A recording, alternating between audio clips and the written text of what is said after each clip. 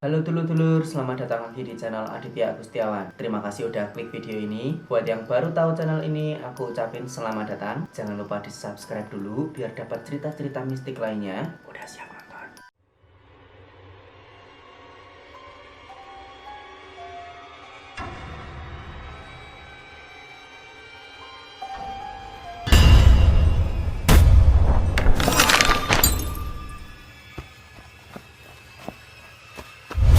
Segmen Rasti kali ini kita nggak bahas tentang hantu atau makhluk halus lur, tapi kita bahas sebuah tragedi yang sempat jadi titik hitam dalam sejarah Negara Kesatuan Republik Indonesia, yaitu tentang tragedi Perang Sampit yang terjadi pada tanggal 18 hingga 20 Februari tahun 2001. Di tahun itu kira-kira kamu umur berapa lur? Aku inget banget kejadian ini tuh cukup ramai jadi bahan obrolan orang-orang pada saat itu lur. Dan waktu pas awal-awal ada internet, aku inget banget foto-fotonya itu kesebar di seluruh media sosial dan cukup viral pada saat itu. Oke, sebelum mulai pembahasannya, aku kasih peringatan dulu bahwa aku bawain video ini nggak bermaksud nyudutin kelompok atau suku tertentu ataupun ngebuka luka lama di masa lalu, melainkan kita sama-sama ngambil satu pelajaran agar nggak terulang lagi di masa depan dan agar Negara Kesatuan Republik Indonesia ini jadi lebih aman lagi. Oke lur?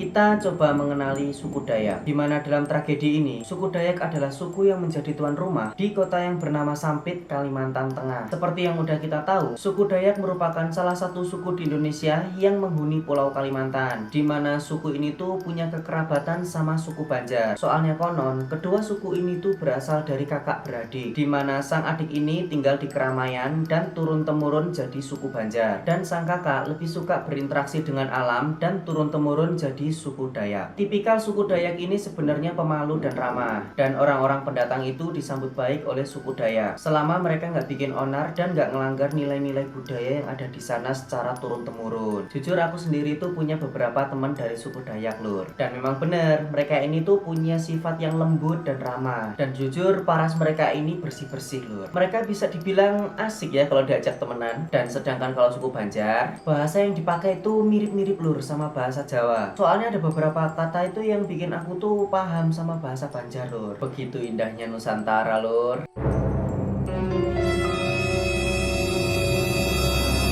Tragedi ini sebenarnya buntut dari beberapa konflik yang terjadi 20 tahun sebelum terjadinya peperangan ini. Dalam tragedi ini ngelibatin suku Madura lur. Sekali lagi, kita coba mengingat sejarah ya lur, bukan menyudutkan atau mengintimidasi satu kelompok atau suku tertentu. Konflik-konflik yang terjadi itu mencakup permasalahan ekonomi, kekerasan, dan asusila. Dan yang kebanyakan jadi korban itu adalah suku Dayak. Tapi beberapa kali itu bisa diselesaikan dengan kesepakatan adat lur. Lagian kalau ngandelin polisi saat itu, mereka nggak menanggapi atau menangani secara serius terhadap konflik-konflik ini, dan kasusnya jadi hilang gitu aja, nggak ada kejelasan, case close gitu aja. Makin bertambah tahun, suku Madura ini berkembang pesat di Pulau Kalimantan. Bahkan konon katanya pimpinan dan dewan di sana itu rata-rata punya darah keturunan Madura lur, dan dominasi suku Madura ini mulai kerasa banget pas beberapa keputusan hukum ini dinilai selalu nguntungin pihak suku Madura. Contohnya nih, pada tahun 2000, satu orang Dayak tewas dikeroyok oleh beberapa orang dari suku Madura di depan gedung gereja Immanuel, Jalan Bangka, Kota Palangkaraya. Nah terus pelaku pengeroyokan itu langsung kabur loh, tapi nggak ada tindak lanjut dari polisi. Suku Madura yang terkenal punya perawakan keras tuh, beberapa kala itu mulai menekan suku Dayak, baik dari segi pekerjaan maupun pemerasan. Pepohonan dan hutan di suku Dayak ini pun juga mulai ditebangi buat ngebangun lahan bisnis dan dibangun bangunan oleh para pendatang. Padahal kalau kita paham suku Dayak, mereka ini lebih suka berhubungan dengan alam. Dan ternyata hal ini tuh ternyata nggak cuman menimpa suku Dayak aja loh, melainkan menimpa suku Banjar juga. Tapi bedanya, suku Banjar ini lebih berani untuk ngelawan. Beda banget dengan suku Dayak yang cenderung ngalah. Soalnya suku Dayak ini tipikalnya ya emang kayak gitu lur. Nah, mereka ini terus ngalah hingga akhirnya mereka ini terhimpit hingga hampir ke hutan. Kayak bom waktu lur. Permasalahan-permasalahan ini tuh terus terakumulasi dan akhirnya memuncak pas ada isu kalau Kalimantan ini bakal dijadiin Sampang kedua. Dan kalau kalian tahu, Sampang ini adalah nama salah satu kabupaten di Pulau Madura. Dan hal ini tuh makin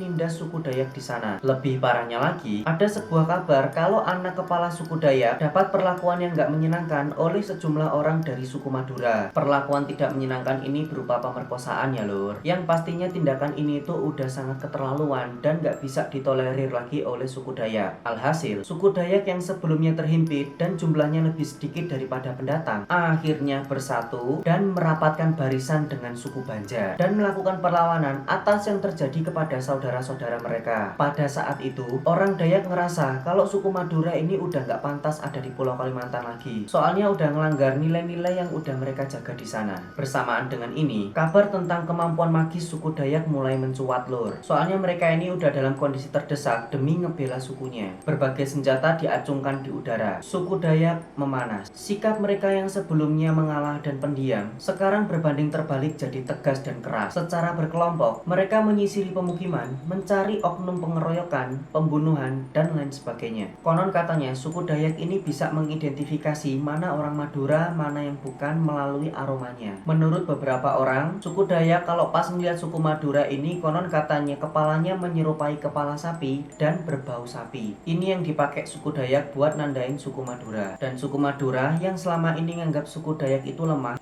ternyata pemberani dan tegas. Nah udah tuh, dan akhirnya pertempuran pecah juga lur, dimana Sampit jadi medan pertempuran yang begitu mengerikan. Dan suku Madura kala itu bisa dibilang buronan di seluruh wilayah Kalimantan. Ngedenger suku Dayak ini ngelakuin perlawanan, suku Dayak yang tersebar di Kalimantan Barat, Kalimantan Timur, Kalimantan Selatan, dan bahkan Malaysia, ini semuanya pada ngumpul dan bersatu lur. Dan bahkan tuh, suku Dayak yang bermukim di hutan juga ikutan muncul lur, buat ngebantu suku Dayak dan suku Banjar yang ada di Sampit. Dan saat itu, suku Dayak udah mendominasi lagi wilayah tersebut, dan jumlahnya lebih banyak daripada pendatang. Di pihak lain, suku Madura berusaha ngelawan, tapi hal ini bukan suatu hal yang mudah. Soalnya suku Dayak ini bukan suku biasa lur. Mereka punya keahlian buat ngendaliin mandau, semacam pedang tradisional Dayak. Mereka berjalan sambil menggenggam tombak, panah, dan senjata tajam lainnya. Pas mereka ketemu orang suku Madura, mereka langsung dikejar dan dihabisi. Wah, ngebayangin situasi itu kok ngeri banget ya lur. Nggak kebayang kalau misal kita jadi orang Madura pas itu, dan tiba-tiba di depan kita itu ada suku Dayak yang bawa senjata tajam dan ngejar kita, terus kita dihabisi. Wah, salam lur. Akibat dari perlawanan suku Dayak ini bikin suku Madura pada ngungsi. Tapi suku Dayak yang terkenal menjunjung tinggi nilai mereka itu, mereka nggak bakal nyerang suku pendatang lain di sana, dan hanya terfokus suku Madura aja yang jadi targetnya lur. Dan bahkan suku Dayak ini nggak ngerusak rumah ibadah agama lain, dan mereka nggak nyerang suku Madura yang berlindung di dalam masjid ataupun gereja. Pemandangan pas itu mencekam banget lur. Jenazah bergelimpangan di mana-mana. Kepala-kepala orang Madura ditancapkan di ujung tombak dan diarak mengeliling. Dan ada juga yang tubuhnya diikat dan diseret pakai kendaraan bermotor. Dan otomatis jalanan di sana itu jadinya basah oleh darah-darah yang mengalir dari mayat tersebut. Kepala-kepala itu diangkat dan dibawa keliling daerah. Ada juga yang dibiarin ngegelinding di jalanan.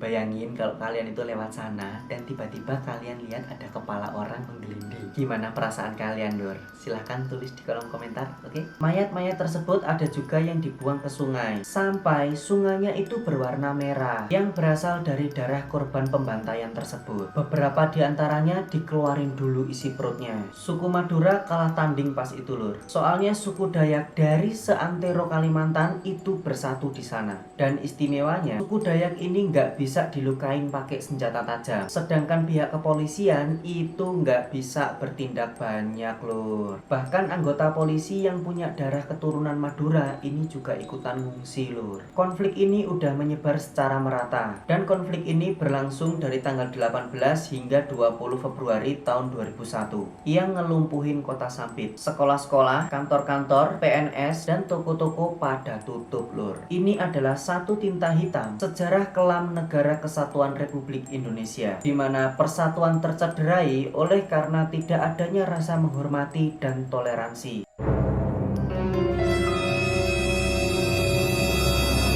14 tahun kemudian, di tahun 2015, dibangun Tugu Perdamaian Suku Dayak dan Suku Madura, yang jadi bukti bahwa kejadian kelam di masa lalu itu sudah usai. Tugu ini tuh ada di Jalan Jenderal Sudirman, Kota Sampit. Tugu Perdamaian Suku Dayak dan Madura ini bentuknya seperti cawan atau kendi khas suku Dayak. Dalam catatan sejarah, tugu ini tuh diresmikan pada bulan Mei tahun 2015. Hikmah yang bisa kita ambil, dimanapun kita berada, kudu jaga sikap dan perilaku, menjunjung tinggi tata krama dan adat istiadat setempat. Gimana menurut Mulur? Kalau ada tambahan informasi boleh ditulis di kolom komentar. Kalau di sini ada dulur-dulur dari Kalimantan dan Madura, silahkan tulis di kolom komentar. Seperti biasa, buat kalian yang suka dengan video ini, jangan lupa like dan subscribe.